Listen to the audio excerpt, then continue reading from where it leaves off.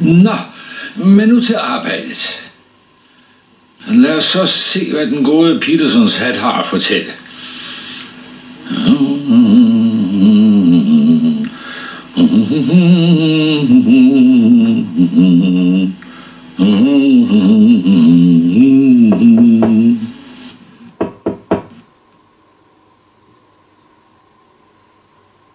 De er nok optaget. Kommer jeg til ulejlighed? Ikke det mindste. Det var tværtimod en stor glæde at få besøg af dem, gamle ven. Jeg tænkte netop på, hvor længe det er siden, vi to sidst har været på jagt sammen i Londons underverden. Og ønskede, at de var her, så jeg kunne drøfte mine sidste resultater med dem. Dette her er ganske vist kun en bagatel. En gammel hat, som de ser. Værsgo at komme hen og varme dem ved kaminen. Tak. Dejligt. Jeg har en lille morgenhilsen til dem. Fra politiinspektør Lestrade. Han har stadig ikke fundet sin karfunkel. Nå, har han ikke det? Ja. Har de set, at det fryser 6 grader? Ja, isblomsterne på mine ruder kunne tyde på, at det ikke ligefrem er tøvejr. Men jeg har ikke været ude i dag. Mit lille problem optager mig temmelig stærkt. Og jeg antager, at denne højst dagligdags genstand er på en eller anden måde står i forbindelse med en forbrydelse. Ja, måske endda et mord. Og den er nøglen, der skal opklare mysteriet og bringe straf over den skyldige. Nej, her som ikke taler om nogen forbrydelse. Det drejer sig, så vidt jeg kan se, blot om en af de små løjerlige tilfældigheder, man så ofte kan støde på. De kender jo bybuddet Peterson, som vi så tit har benyttet. Denne mærkelige trofæ tilhører ham. Er det hans hat? Nej, det kan man egentlig ikke sige, men han har fundet den. Prøv en gang at se på den. Ikke som en ramponeret bowler, men som et problem, der er deres skabsindighed værdig, kære Watson. Men det er nok bedst, jeg først fortæller dem, hvordan den er havnet her. Den arriverede i går morges i selskab med en lækker, fed julegås, der sikkert nu er ved at blive stegt i Petersons ovn. De nærmere omstændigheder er følgende. Ved 4-tiden julemorgen var Peterson på vej hjem, efter at have tilbragt juleaften og den halve nat med i muntert lag. På Tottenham Court Road så han i gaslygternes skær en høj mand gå foran sig, lidt usikker på benene og med en slagtet gås slængt over skulderen. Da de nåede hjørnet af Good Street, kolliderede den høje mand med et par bøller, som kom imod ham. En af dem slog hatten af manden, som naturligvis blev vred og løftede sin stok for at slå fra sig. Men i det han svingede den over hovedet, knuste han en stor butiksrude bag ved sig. Hvor brave Peterson var løbet frem for at forsvare den fremmede mod overmagten. Men da den arme mand, der var forfærdet over sit uheld med den knuste rude, så en ærefrygt indgydende skikkelse med blanke knapper i frakken farer frem imod sig, har han rimeligvis troet, det var en politibetjent. For han smed gåsen fra sig og styrtede afsted ned ad en sidegade. Bøllerne flygtede også, da Peterson viste sig på valgpladsen. Og derpå stod han nu ene tilbage med sit krigsbytte, som bestod af denne fedtede bør samt en lækker julegås. Som han naturligvis sendte til ejermanden. Min kære Watson, det er netop der problemet ligger. Til gåsens ene ben var der ganske vist bundet en seddel, hvorpå der stod: til Henry Baker. Og de samme initialer findes her på hattens vedrem. Men der er jo flere tusinde Baker i London, og adskillige af dem havde også Henry til fornavn. Så det bliver en temmelig vanskelig sag at levere hatten og gåsen tilbage til den rette ejer. Har Peterson der ikke avanceret? Nej. Hvad har de, der kan lede dem på sporet? Vi har kun de spor, vi selv kan udlede. Fra hans hat? Netop. Det må da være deres spøj. Ja, hvad kan de slutte af denne gamle hat? Ja, hvad kan de selv se? Jamen, jeg kan ingenting se. Tværtimod, min kære Watson. De kan se alt. Men de kan blot ikke drage slutninger af det, de ser. Det er fejlen. Jamen, vil det da ikke være så venlig at fortælle mig, hvad de kan slutte af denne hat? Gerne. Her er nogle få spor, som er meget tydelige, og et par andre, som man med forsigtighed kan benytte. At dens ejermand er særdeles velbegavet, er let at se. Og tillige, at han har været velstående for omtrent 3 år siden. Men efterhånden er det gået ned ad bakke for ham. Han er ret patentlig, men kan nu også rose sig mindre af den egenskab end forhen. Og dette tyder på en moralsk tilbagegang, der sammen med hans slette økonomiske forhold, synes at bevise, at han er under påvirkning af en eller anden last. Sikkert druk. På den måde får vi også en forklaring på den kendsgerning, at hans kone ikke elsker ham mere. Ej, hør nu. I midlertid har han dog bevaret en vis selvrespekt. Han er en mand, der fører et stillesidende liv. Han går meget sjældent ture og får heller ikke anden motion. Han er midaldrende, har gråsprængt hår, som er klippet for et par dage siden, og som han indfælder med brillantine. Det er de vigtigste kendsgerninger, der kan sluttes af hans hat. Men det er for øvrigt usandsynligt, at der er installeret gas i hans lejlighed. Det er vel deres spøj alt sammen. Nej, slet ikke. Nu da jeg har givet dem disse holdepunkter, må de virkelig kunne se, hvordan jeg er nået frem til mit resultat. Ja, jeg indrømmer gerne, at jeg er meget dum. For det er mig plat umuligt at følge deres deduktioner. Ja, hvorledes kan de for eksempel slutte, at manden er intelligent? Jamen, det er jo simpelthen et spørgsmål om kubikindhold. Hatten er alt for stor, både til dem og til mig.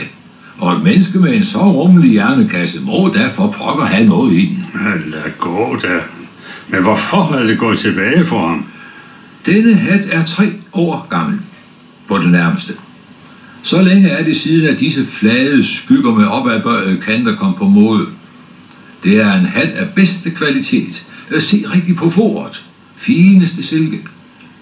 Når manden for 3 år siden har kunnet tillade sig at købe sådan en dyr hat, og ikke har fået en ny siden, så hører der ikke stor skarpsindighed til at slutte, at det må være gået ned ad bakke for ham. Ja, det lyder jo meget bestikkende. Men nu hans patentlighed og den moralske tilbagegang. Patentligheden, ja. Sådan en lille stormsnor, som han har siddet på den, findes aldrig på hatten, når man køber den. Og når manden har gjort sig den ulejlighed at få lavet den, så er det et bevis på en vis betænksomhed. Men eftersom snoren er revet af, uden at han har fået den erstattet, så er det tydeligt, at han er mindre patentlig nu end før. Hvilket igen er et bevis på en beklagelig karaktersvækkelse. På den anden side har han søgt at skjule nogle af de værste pletter på hatten ved at smøre dem over med blæk. Og det lader os formode, at han ikke helt har sat sin selvrespekt over styr. Jeg må indrømme, at deres slutninger forekommer ganske plausible. De andre deduktioner, at han er midaldrende, gråsprængt og nyklippet, samt bruger brillantine, er ganske elementære, min kære Watson. Dem kan enhver uddrage ved en nærmere undersøgelse af svedrem. De ser her en mængde hårspidser, der tydeligt nok er afklippet for nylig. De vil bemærke, at de hænger fast, og de kan spore en svag duft af brillantine. Endvidere vil de lægge mærke til, at støvet på hatten ikke er det sædvanlige grå sandagtige fra gaden, men stuens fine melagtige brune støvpartikler. Det viser, at hatten det meste tid har hængt indendør. Mærkerne af sved på foret fortæller os, at manden har transpireret rigeligt, og derfor næppe har for vane at tage motion. Jamen, hans kone. Ja, de påstod, at hun ikke mere holdt af ham. Hatten har jo ikke været børstet i flere uger, Watson. Hvis jeg en dag så dem, min kære Watson, med mange dages støv på deres hat, ja, så ville jeg ærligt talt begynde at frygte alvorligt for, at de havde været så ulykkelige og mistet deres hustrus kærlighed. Ja, vel, ja. Men det kunne jo være, at han var ungkarl. Nej, for han var på vej hjem med gåsen, der sikkert skulle være et sonoffer til hans kone. Husk sedlen, der hang ved dens ene ben. De har da også altid et svar på rede hånd. Men hvordan i verden finder de på, at der ikke er gas i hans lejlighed? Lad gå med en enkelt stearinplet, ja selv med 2 på hatten. De kunne være kommet der ved et tilfælde. Men når jeg ser ikke mindre end 5, så er jeg sikker på, at manden må være i hyppig berøring med brændende lys. Rimeligvis, når han om aftenen er gået op ad trappen med hatten i den ene hånd og et dryppende lys i den anden. I hvert fald kan han ikke have fået pletterne fra et gasblus. Er de så tilfreds? Ja, det er virkelig sindrigt regnet ud. Men i betragtning af, at de netop sagde, at der ikke var begået en forbrydelse, og ikke sket anden skade end tabet af en hat og en gås, så synes jeg ærligt talt, at alt det der er det rene tidsspilde. Gåsen, Mr. Holmes. Gåsen, sir. Goddag, Peterson. Nå, hvad er der så sket med gåsen? Er den kommet til live igen og flakset ud af køkkenvinduet? Se her, herr Holmes. Se, hvad min kone har fundet i dens krog. Det må jeg sige, Peterson. Det er sandelig en skat, de der har bragt for lyset. Ved de, hvad det er? Ja, en ædelsten. En pragtfuld sten. Den skærer nok så nydeligt i glas. Det er mere end en pragtfuld sten. Det er intet mindre end stenen. Der vil ikke grevinden af Morcars berømte blå karfunkel. Jo, netop. Jeg skulle jo nok kende den størrelse og form, i betragtning af, hvor mange gange jeg har set den efterlyst i Times i de sidste dage. Den er absolut enestående. Den belønning på 1000 pund, der er udsat for at skaffe den til veje, udgør højst en 20. af markedsprisen. 1000 pund? Du store kineser.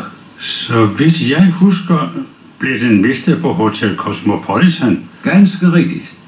Den 22. december. John Horner, der er blikkenslager, blev anklaget for at have stjålet den fra grevindens smykkeskrin. Jeg tror, jeg har et referat her i avisen. Ja, jeg har Times herovre på bordet. Lad mig nu se. Hvor er? Jo, her har vi det. Ja. Stort smykketyveri på Hotel Cosmopolitan.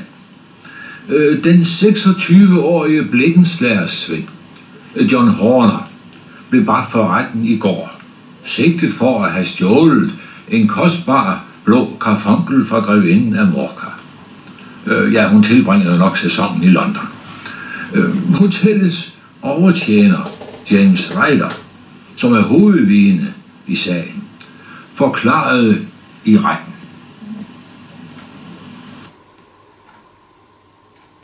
Jeg viste blikkenslageren op på grevindens påklædningsværelse, for at han kunne fastgøre en træmme i kaminristen, der var gået løs.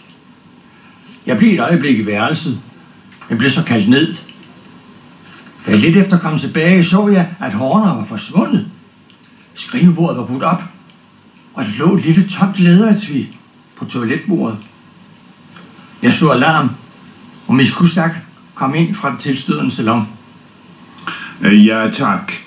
Vil Mrs. Cusack komme til vidneskranken?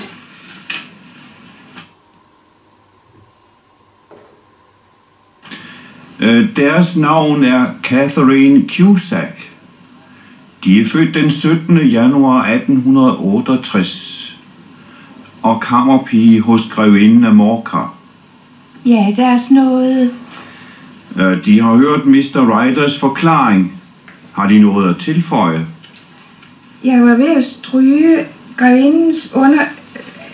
grevindens kjoler, da jeg hørte et forfærdeligt udråb inden fra værelset ved siden af, og jeg løb straks derind. Mr. Ryder viste mig de opbrudte skrivebordsskuffer og det tømte læderetui. Havde de set det etui før? Ja, mange gange. Det var det, grevinden opbevarede den blå karfunkel i. Så de var klar over, at der var sket et tyveri? Ja, både Mr. Ryder og jeg, og vi sendte straks bud til direktøren, der alarmerede politiet. Udmærket. Vil politiinspektør Lestrade komme i vidneskranken?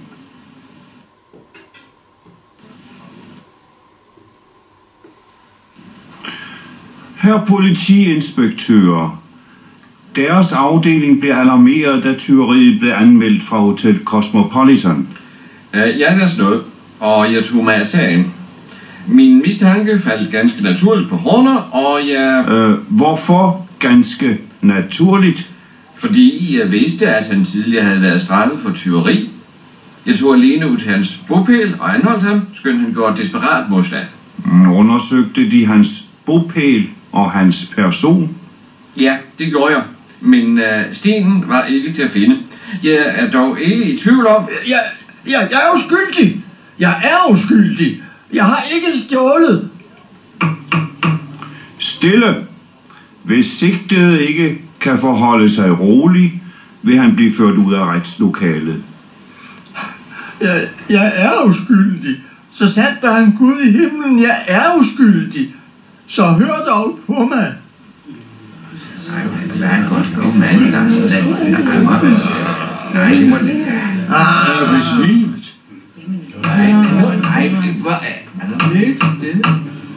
Vil retsbetjentene sørge for, at tiltalte bliver ført ud og kommer under lægebehandling? Jeg afsiger hermed fængslingskendelse over blikkenslager Svend John Horner for 14 dage og udsætter sagen til videre behandling ved...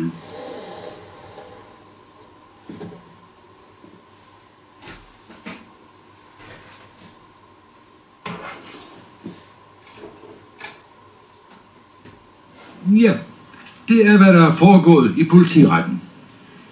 Det spørgsmål, vi nu har at besvare, er, hvilken række af begivenheder, der fører fra det tømte læderetui på Hotel Cosmopolitan til den fyldte gåsekro i Tottenham Court Road. De kan altså se, doktor, at vort lille problem pludselig viser sig at være mere betydeligt og mindre harmløst, end vi først troede. Her har vi stenen. Stenen kom fra gåsen, og gåsen kom fra Mr. Henry Baker. Herren med den gamle hat og alle de andre karakteristika. Nu må vi altså gøre et alvorligt forsøg på at finde denne herre og få klarlagt, hvilken rolle han har spillet i vort mysterium. Allerførst vil vi prøve det simpleste middel, nemlig at sætte en efterlysning i aftenbladene. Hvad vil de da skrive i den annonce? Jo, hør her. Fundet på hjørnet af Good Street. En gås og en sort filthat. Mr. Henry Baker kan få effekterne udleveret ved henvendelse Baker Street 221B i aften kl. 6:30. Er det tydeligt nok? Absolut. Men tror de, han ser det? Ja, må ikke, han holder øje med aviserne. Han er jo en fattig mand, og tabet er ikke så lille for ham. Peterson, vil I gå hen til annoncebureauet og få det sat i aftenaviserne? Skal ske, sir. Og hvad med stenen? Ja, den beholder jeg foreløbig. Og hør forresten. Køb en gås på tilbagevejen og aflever den her. For vi må jo have en at give Mr. Baker i stedet for den, deres familie nu gør sig til gode med. Her er 10 shillings til gåsen og et pund til annoncerne. Mange tak. Farvel, de herrer. Nu vil jeg låse stenen inde i mit pengeskab og skrive et par ord til grevinden for at lade hende vide, at vi har den.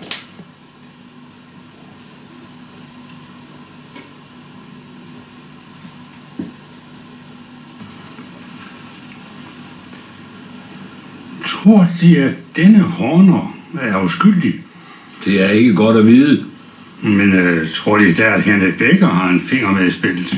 Det er mest sandsynligt, at Baker er en fuldkommen sagesløs mand, der ikke har haft en anelse om, at han vandrede afsted med en fugl, der var mere værd, end hvis den havde været af det pureste guld.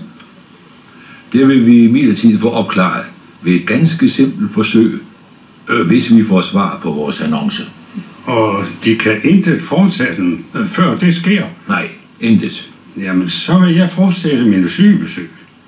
Men jeg kommer igen i aften 6:30. For jeg kan da nok se opklaringen på denne indviklede sag. Jamen, så glæder jeg mig til at se dem. Vi spiser 7:00. Den står på skovsnæppe, tror jeg.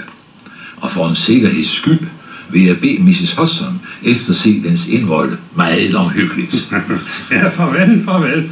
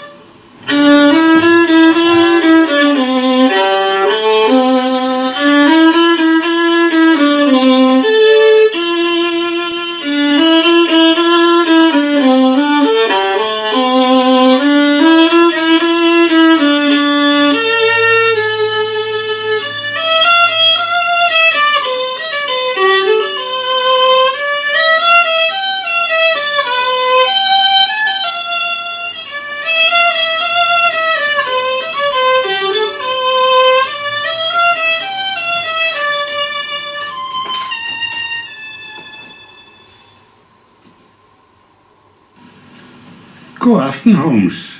Kommer jeg i rette tid? Præcis som altid, min kære Watson. Jeg må tilstå, at jeg har haft svært ved at styre min utålmodighed. Tror de virkelig, at Henry Baker kan fortælle noget, der kan kaste lys over sagen? De ved, jeg giver mig aldrig af med at opkaste løse formodninger. Men hvis jeg ikke tager fejl, så har vi nu manden med hatten på trappen.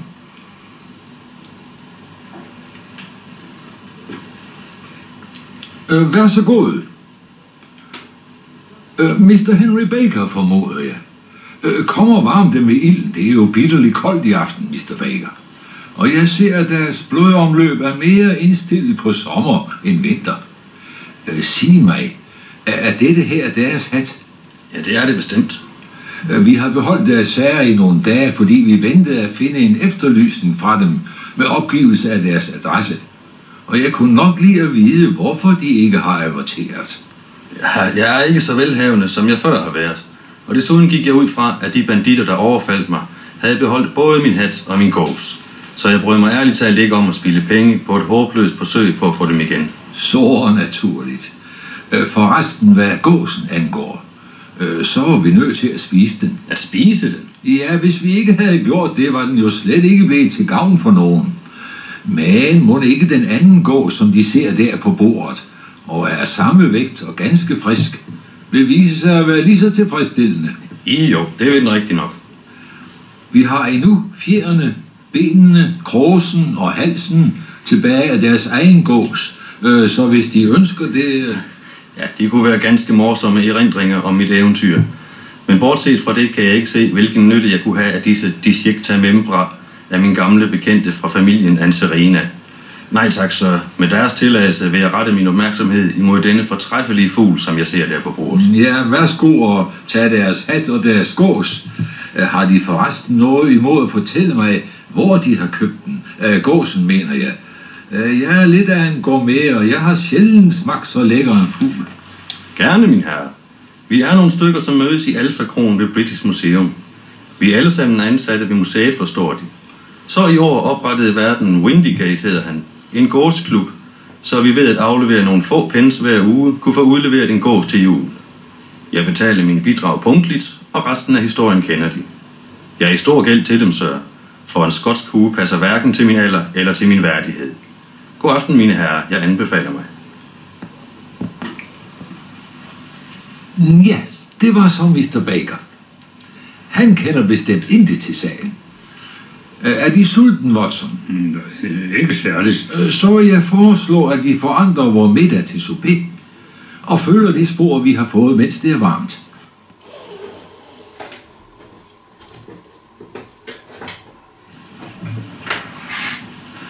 Kør os til Alpha Kron i Bloomsbury. Gerne, her.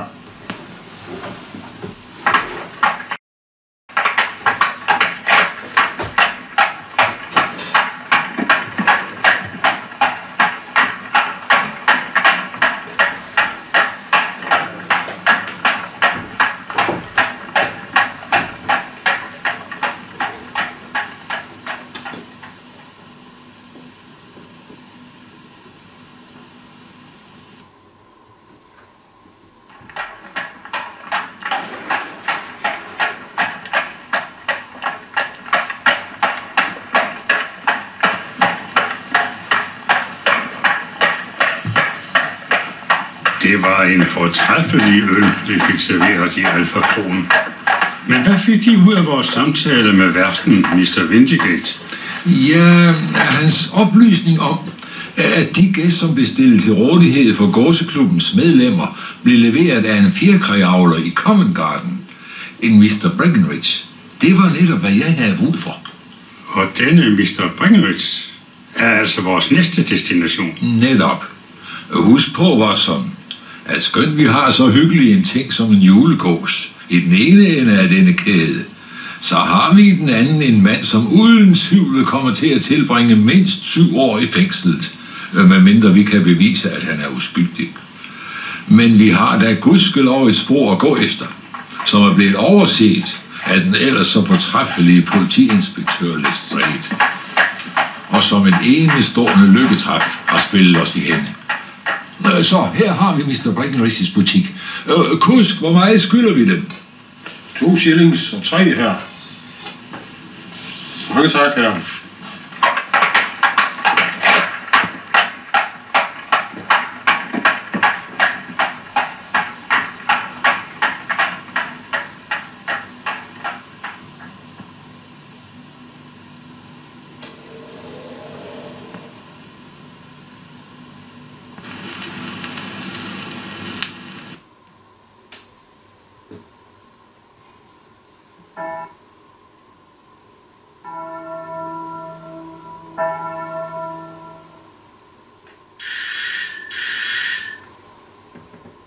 God aften. Det er dog en hundekuld. Ja, det er ikke engang et vejr, jeg er en hund ude i. Hvad kan jeg være den til tjeneste med? Jeg ser, at de er udgået for gæst. Ja, de kan få 500 i morgen. Jamen, det nytter mig desværre ikke noget i aften.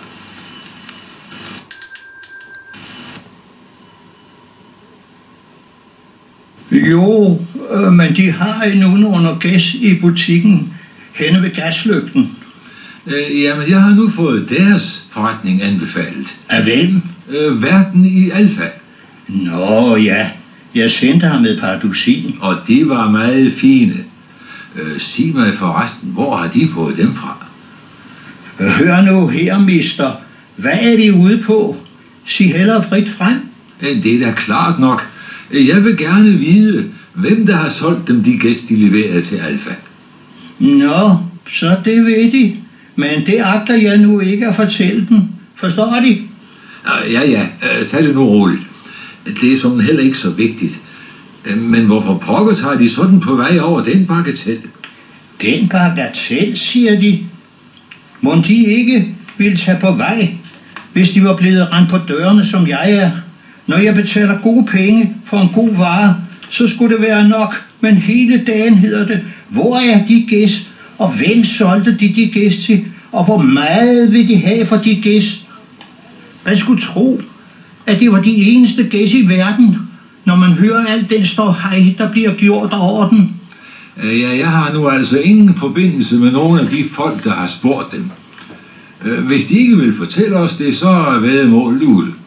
Det er det hele. Men jeg er altid villig til at tage en paré på, at jeg har ret, hvad fjerkræ angår. Og jeg har nemlig holdt en 5'er på, at den gås, jeg spiste, var opfordret på landet. Nu har de det. Men så har de tabt deres 5'er. For den er her fra byen. Vel er den nej. Men jeg siger jo. Den tror jeg altså ikke på. Bilder de dem ind, at de ved mere om fjerkræ end jeg, der har handlet med det, siden jeg ikke var større end tobak for en skilling? Jeg siger dem, at de gæst, der gik til Alfa, var opfordret i byen. Det får de mig aldrig overbevist om. Vil de vide? Det er ganske vist at tage pengene ud af lommen på dem, for jeg har ret. Jeg vil godt holde en sovereign med dem, blot for at vende dem af med at være så påståelig. Nå, her vigtig, Per. Jeg troede, jeg var udgået for gæst, men før jeg lukker nu om et øjeblik, vil vi få at se, at der stadig er en tilbage. Det var en til mig, Watson.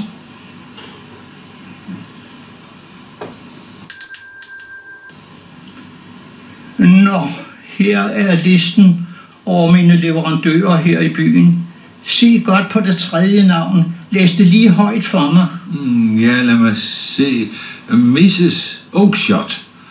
Brixton Road 117. Æg- og fjerkræ-leverandør. Ja. Og under den sidste sending fra Mrs. Oakshott står noteret i min regnskabsbog den 22. december 24 gæs af 7 shillings og 6 pence solgt til Mr. Windygate i Alfa af 10 shillings. Hvad siger de nu her? Her har de deres penge. Godnat.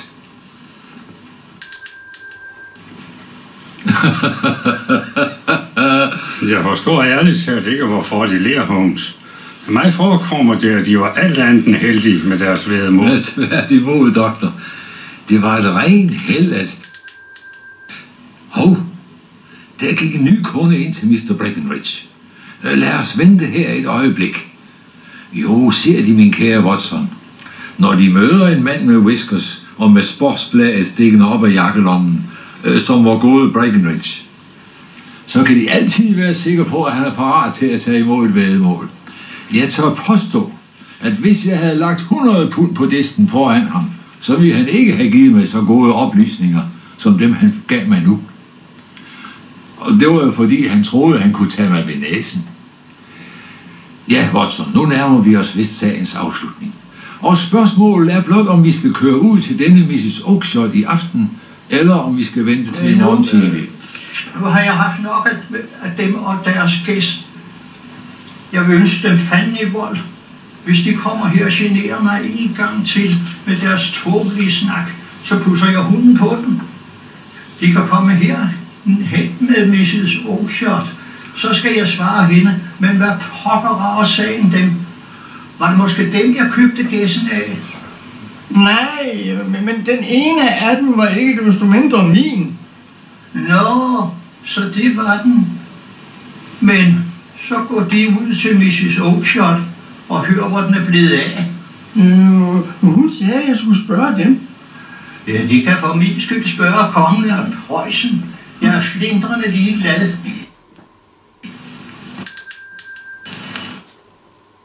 Aha, dette her kan måske spare os på turen til Brixton Road. Kom, Watson, og lad os se, hvad vi kan stille op med fyren. God aften. Hvem er de? Hvad vil de? Ja, de må undskylde mig, men jeg kunne ikke undgå at høre, hvad de netop spurgte Mr. Breckenridge om. Og jeg tror, jeg kan være dem til nytte. De? Hvem er de? Hvorledes kender de noget til sagen? Mit navn er Sherlock Holmes. Det er en del af mit arbejde at vide, hvad andre ikke ved. Jamen, hvordan kan de vide noget om dette? Ja, det undrer dem sikkert. Men jeg ved alt om sagen. De forsøger at efterspore nogle gæs, som blev solgt af Mrs. Oakshott fra Brixton Road til fjerkræhandleren derinde. Og af ham igen til Mr. Windigate, værten i Alfa-kronen. Og af ham igen til den klub, som Mr. Henry Baker er medlem af. Herre, de er netop den mand, jeg har søgt efter. Jeg kan næppe sige dem, hvor interesseret jeg er i denne sag. Så må vi nok hellere forlægge scenen og drøfte sagen i en hyggeligere stue, frem for dette nederdrægtigt forblæste torv. Hallo kusk, er de optaget? Nej, værsgo, så. Værsgo at stige til vogns, mine herrer. Vil de køre os til Baker Street 221B, kusk? Ja vel, så gerne.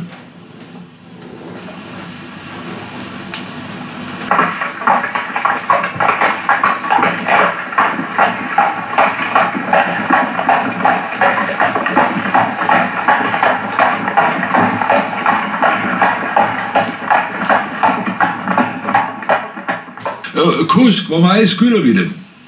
2 shillings og 3 her. Mange tak, herre.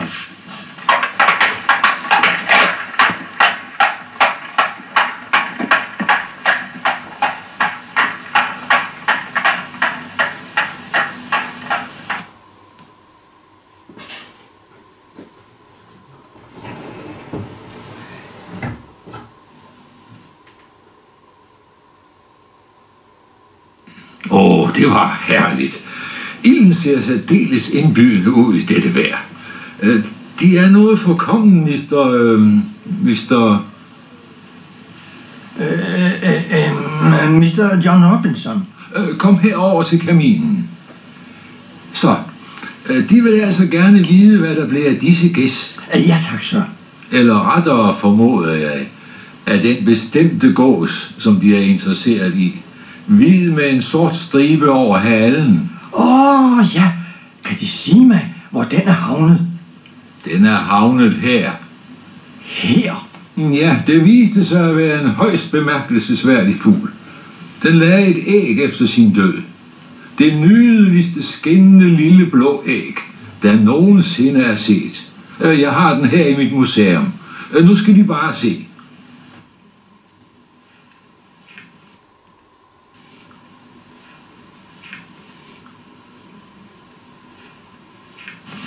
Kender de denne blå karfunkel, James Ryder?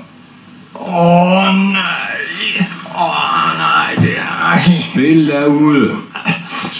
Så hold dog op, mand. De er jo lige ved at dejse ind i ilden. Hold på ham, Watson. Han har ikke engang mandfolk nok til at prøve på at klare frisag. Mr. Ryder, jeg har samlet næsten alle ledene i min kæde nu. Og alle de beviser, jeg har brug for. Så det er meget lidt, de behøver at forklare mig. Men den smule, der står tilbage, kan lige så godt komme frem med det samme. Så vi kan få en ende på sagen. Ryder, de havde altså hørt om den blå karfunkel.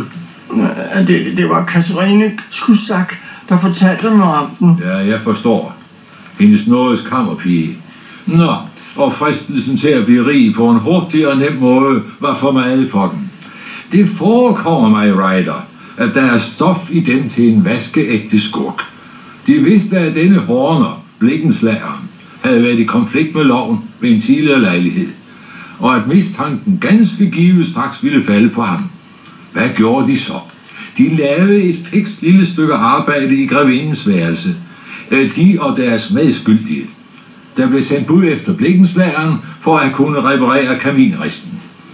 Så da han var gået, tømte de skrinen, slog alarm og fik denne arme mand arresteret. Derpå gik de så hen og... For Guds skyld, have dog med lidenhed. Tænk på mine stakkels gamle forældre. Det vil knuse deres hjerter. Jeg har aldrig bedrevet noget ulovligt før. Det sværger jeg på. Jeg vil sværge med hånden på Bibelen. Og send mig ikke i fængsel. For himlens skyld, send mig ikke i fængsel. Det kan være meget godt, at de kryber og jammer nu. Men de tænker ikke på Horner, der sidder fængslet for en forbrydelse, han slet ikke har begået. Jeg vil flygte, Mr. Holmes. Jeg vil emigrere til Amerika. Så vil alle vide, at det er mig, der er den skyldige. Ja, det er værd at overveje. Men de må så sende en skriftlig tilståelse til politiet, så snart de er ude af landet, hvis jeg lader dem løbe. Nu først frem med hele sandheden om sagens anden akt. Hvordan kom stenen i gåsen? Og hvordan kom gåsen på det frie marked? Fortæl os nu sandheden, for det er deres eneste håb om at slippe for videre tiltale. Jeg vil fortælle dem alt, akkurat som det gik til. Da Horner var blevet arresteret, forekom det mig, at jeg gjorde bedst i at skaffe mig af med stenen, for jeg vidste ikke dengang, om politiet måske ville undersøge mig og mit værelse. Der var ikke et eneste sikkert sted på hotellet. Og hvad gjorde de så? Så tog jeg ud til min søster, som bor på Brixton Road, hvor hun opdrætter gæs og andet fjerkræ. Da jeg kom derud, spurgte min søster, hvad der dog var i vejen med mig, og jeg var bleg som et spøgelse. Hun sagde, at hun straks ville lave mig en stærk, god kop te, men bad mig først gå med ud i gården, mens hun fodrede gæssene. Så kom postbudet, og min søster gik et øjeblik op til huset, og så var det, jeg fik en idé. Hvad for en idé? Jeg fangede en af gæssene. En stor krabat, hvid med en sort stribe over halen, og stoppede diamant ned i halsen på den. Da min søster kom tilbage, sagde jeg, at hun havde lovet mig en gås i julegave, og bad om den med den sorte stribe over halen. Hun svarede, at jeg kunne vride halsen om på den og tage den med det samme. Jeg tog gåsen og gik så til Kilburn, hvor jeg har en ven, der havde lovet at sælge stenen for mig. Jeg fortalte ham, hvad jeg havde gjort, og han skråt grinede af mig. Men de kan tænke dem min rædsel, da vi ikke fandt det mindste spor af stenen. Der måtte jo være sket en eller anden frygtelig fejltagelse, og jeg styrtede tilbage til min søsters hus og løb ud i baggården. Men der var ikke en eneste gås at se. Tænk dem, sir. Hun havde solgt dem alle sammen til Breckenridge i Covent Garden. Hun sagde, at der var 2, der lignede hinanden på et hår, så hun aldrig kunne kende forskel. Nu forstod jeg naturligvis, hvordan det hang sammen. Og jeg løb så hurtigt, mine ben kunne bære mig hen til denne Breckenridge. Men han havde allerede solgt alle gæssen, og jeg kunne ikke få et ord ud af ham, hvor de var blevet af. De hørte ham selv i aften. Og sådan har han svaret med hver gang. Min søster tror, jeg er gået fra forstanden. Og samtidig så tror jeg det også selv. Og nu er jeg brændemærket som tyv, uden så meget som at have rørt ved den rigdom, som jeg har solgt min ære til. Gud hjælpe mig. Forsvind. Hvad siger de så? Gud velsigne dem. Ikke et ord mere. Forsvind. Var det nu helt rigtigt, Holmes? Måske ikke. Men strengt taget, Watson, så har jeg jo ingen pligt til at hjælpe politiet, når det er kørt op i et hjørne. Hvis Horner havde været i fare, var det en anden sag. Men det ordner sig jo nu. Jeg dækker over en forbrydelse, ja. Men måske redder jeg samtidig en menneskesjæl. Den fyr skal nok holde fingrene fra ilden i fremtiden. Han har brændt sig tilstrækkeligt. Send ham i fængsel nu, og han vil blive forbryder for livstid. Desuden er det jo jul, og vi bør vise tilgivelse. Skæbnen har spillet os et yderst indviklet problem i hænde, og dets løsning er vores belønning. Hvad siger de, doktor, til lidt fast føde nu, oven på anstrengelserne? Jeg siger ja tak. Udmærket. Hvis de vil være så god at ringe på Mrs. Hudson.